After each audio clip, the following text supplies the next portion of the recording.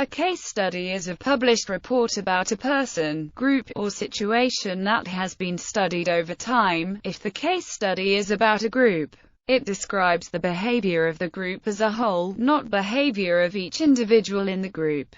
Case studies can be produced by following a formal research method. These case studies are likely to appear in formal research venues, as journals and professional conferences, rather than popular works. The resulting body of case study research has long had a prominent place in many disciplines and professions, ranging from psychology, anthropology, sociology, and political science to education, clinical science, social work, and administrative science. In doing case study research, the case being studied may be an individual, organization, event, or action, existing in a specific time and place. For instance, clinical science has produced both well-known case studies of individuals and also case studies of clinical practices. However, when case is used in an abstract sense, as in a claim, a proposition, or an argument, such a case can be the subject of many research methods, not just case study research. Thomas offers the following definition of case study.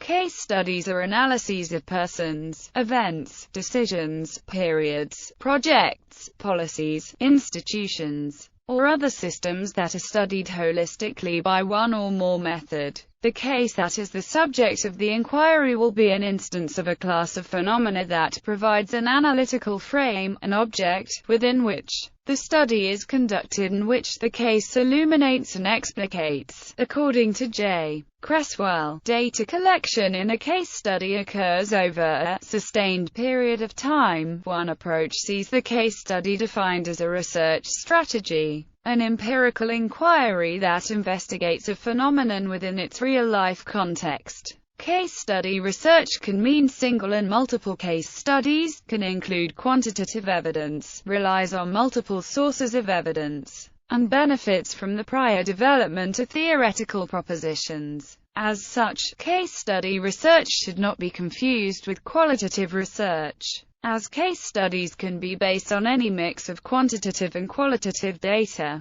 Similarly, single-subject research might be taken as case studies of a sort, except that the repeated trials in single-subject research permit the use of experimental designs that would not be possible in typical case studies. At the same time, the repeated trials can provide a statistical framework for making inferences from quantitative data. The case study is sometimes mistaken for the case method used in teaching, but the two are not the same. Case selection and structure. An average, or typical case, is often not the richest in information. In clarifying lines of history and causation, it is more useful to select subjects that offer an interesting, unusual or particularly revealing set of circumstances. A case selection that is based on representativeness will seldom be able to produce these kinds of insights. When selecting a subject for a case study, researchers will therefore use information-oriented sampling, as opposed to random sampling. Outlier cases reveal more information than the potentially representative case. Alternatively, a case may be selected as a key case, chosen because of the inherent interest of the case or the circumstances surrounding it. Alternatively, it may be chosen because of a researcher's in-depth local knowledge. Where researchers have this local knowledge, they are in a position to soak and poke, as Fenno puts it, and thereby to offer reasoned lines of explanation based on this rich knowledge of setting and circumstances. Three types of cases may thus be distinguished: key cases, outlier cases, local knowledge cases. Whatever the frame of reference for the choice of the subject of the case study, there is a distinction to be made between the subject-historical unity through which the theoretical focus of the study is being viewed. The object is that theoretical focus, the analytical frame. Thus, for example, if a researcher were interested in U.S. resistance to communist expansion as a theoretical focus, then the Korean War might be taken to be the subject, the lens, the case study through which the theoretical focus, the object, could be viewed and explicated.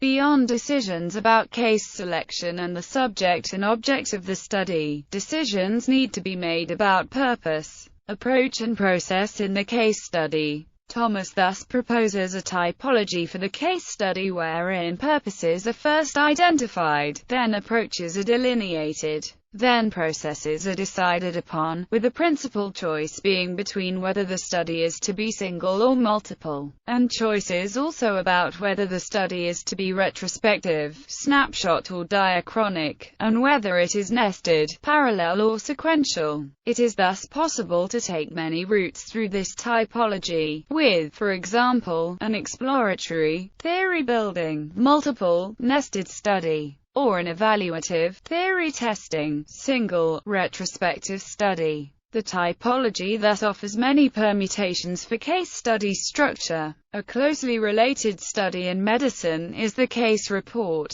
which identifies a specific case as treated and/or examined by the authors as presented in a novel form. These are, to a differentiable degree, similar to the case study in that many contain reviews of the relevant literature of the topic discussed in the thorough examination of an array of cases published to fit the criterion of the report being presented. These case reports can be thought of as brief case studies with a principal discussion of the new, presented case at hand that presents a novel interest. Generalizing from case studies, a critical case is defined as having strategic importance in relation to the general problem. A critical case allows the following type of generalization. If it is valid for this case, it is valid for all cases. In its negative form, the generalization would run: if it is not valid for this case, then it is not valid for any cases. The case study is effective for generalizing using the type of test that Karl Popper called falsification, which forms part of critical reflexivity. Falsification offers one of the most rigorous tests to which a scientific proposition can be subjected. If just one observation does not fit with the proposition, it is considered not valid generally and must therefore be either revised or rejected.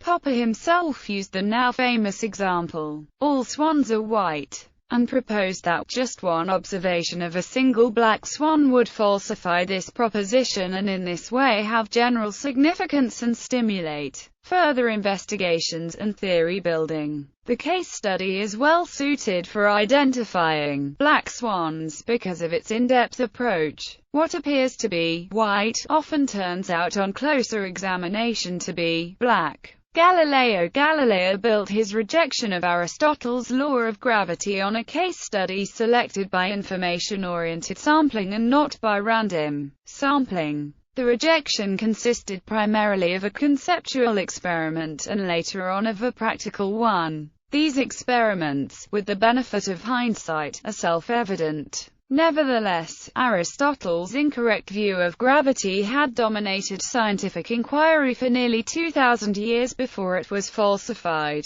In his experimental thinking, Galileo reasoned as follows: if two objects with the same weight are released from the same height at the same time, they will hit the ground simultaneously, having fallen at the same speed. If the two objects are then struck together into one, this object will have double the weight and will, according to the Aristotelian view, therefore fall faster than the two individual objects. This conclusion seemed contradictory to Galileo. The only way to avoid the contradiction was to eliminate weight as a determinant factor for acceleration in free fall. Despite the advantages of the case study method, its reliability and validity remain in doubt. History. It is generally believed that the case study method was first introduced into social science by Frederick Laplace in 1829 as a handmaiden to statistics in his studies of family budgets. Other roots stem from the early 20th century, when case studies began taking place in the disciplines of sociology, psychology, and anthropology. In all these disciplines, case studies were an occasion for creating new theory, as in the grounded theory work of sociologists Barney Glaser and Anselm Strauss. The popularity of case studies in testing theory or hypotheses has developed only in recent decades. One of the areas in which case studies have been gaining popularity is education, and in particular educational evaluation. Case studies have also been used as a teaching method and as part of professional development, especially in business and legal education. The problem-based learning movement is such an example. When used in education and professional development, case studies are often referred to as critical incidents. Ethnography is an example of a type of case study, commonly found in communication case studies.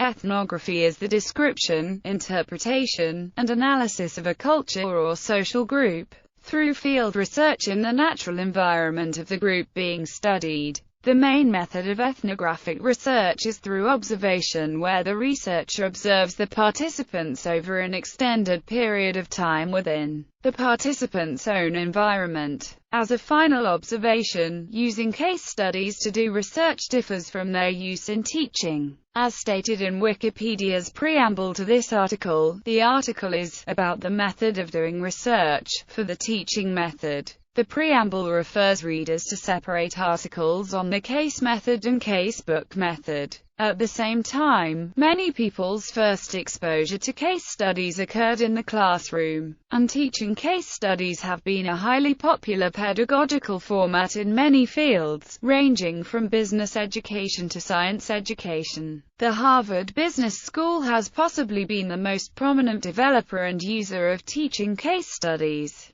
Business school faculty generally develop case studies with particular learning objectives in mind, and the classroom experiences may lead to refinement prior to publication. Additional relevant documentation, multimedia supplements, and a carefully crafted teaching note often accompany the case studies. Similarly, teaching case studies have become increasingly popular in science education. The National Center for Case Studies in Teaching Science has made a growing body of case studies available for classroom use, for university as well as secondary school coursework. A new generation of scholars and educators have recently started to call for a more embodied engagement with case studies, using dramaturgy, creative techniques, and emotional involvement, too. Nevertheless, the principles in doing case study research contrast strongly with those in doing case studies for teaching.